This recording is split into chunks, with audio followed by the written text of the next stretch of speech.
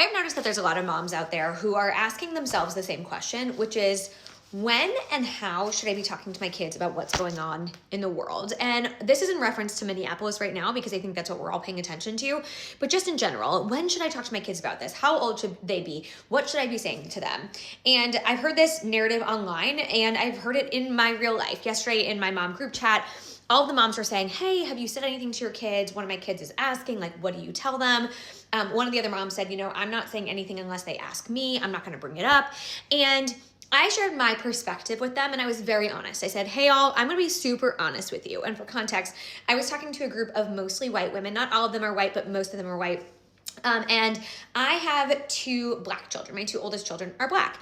And I said to them all, I said, you know what? One of my biggest pet peeves as a mom to 2 black children is that white parents don't talk to their kids about racism. They don't talk to them about what's going on in the world with immigration. They don't talk to their kids about the hard things. They keep their kids in a precious little bubble, and they say, I want to protect them from this. I don't want them to have to know about this at such a young age. And so I'm not going to say anything unless they ask me. And if they ask me, I'll talk to them about it in an age-appropriate way. I'll tell them that sometimes people aren't kind and all of these things, right? And I'll talk to them high level, but I don't want to pop the little bubble that they live in, right? Like, I don't want them to know about these things at such a young age. And I said to them, it's one of my biggest pet peeves that white parents don't talk to their kids at a really young age about these things, because my black children have never once had the privilege to live in a precious little bubble. My children never have and never will be in a precious little bubble that these white children get to live in. My daughter learned about racism at 3 years old when she experienced it for the first time. So did my son. We've been talking about these things for a very, very long time. They've had to know the harsh realities of our world, their world in particular, since they were 3 years old, because unfortunately, they do not get the privilege of walking through the world with people treating them the way they should be treated, because they are children of color.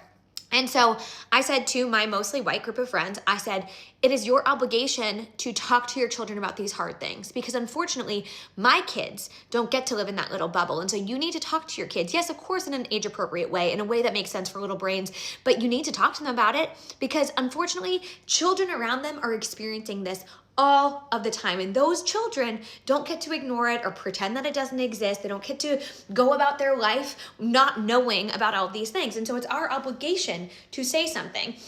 My kids often, I was telling my sister this, I feel like they are other people's kids' like learning tools, right? Like, my kids heard the N-word at school for the first time in 1st grade from a white classmate. And that white classmate didn't know what it meant, and it became a learning opportunity for the class and for the parents.